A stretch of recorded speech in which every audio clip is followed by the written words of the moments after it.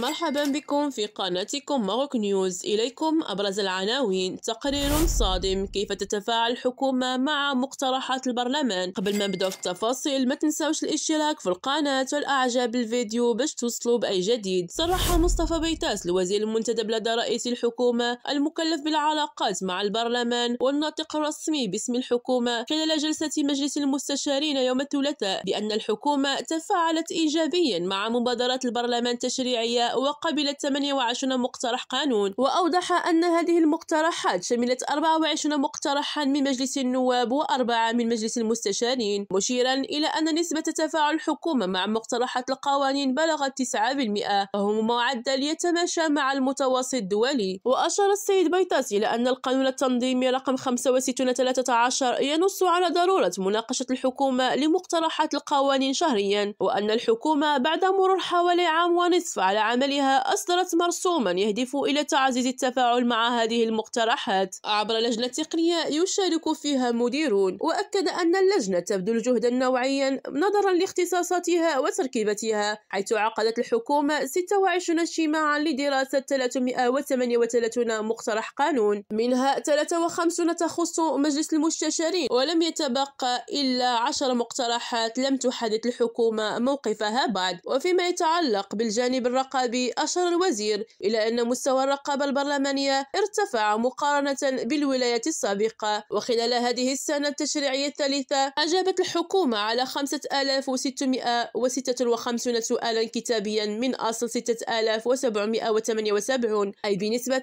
83.45%، معتبرا إياها نسبة غير مسبوقة في تفاعل الحكومة مع الرقابة البرلمانية. وأوضح أن الإحصائيات تشير إلى تلقي الحكومة 24403 سؤالا كتابيا من مجلس البرلمان منذ بداية الولاية، أجابت منها على 17293 سؤالا، أي بنسبة 70.86%. فعلى مستوى مجلس النواب أجابت على 13081 سؤالا من أصل 18316، أي بنسبة 71.42%، بينما أجابت على 4212 سؤالا من أصل 6087 في مجلس المستشارين، أي بنسبة 69.20%. وفيما يخص الأسئلة الشفهية، أشار إلى أن الحكومة تلقت 17124 سؤالا شفهيا، وأجابت على 3903 منها خلال السنوات الثلاث الأولى من الولاية التشريعية الحالية.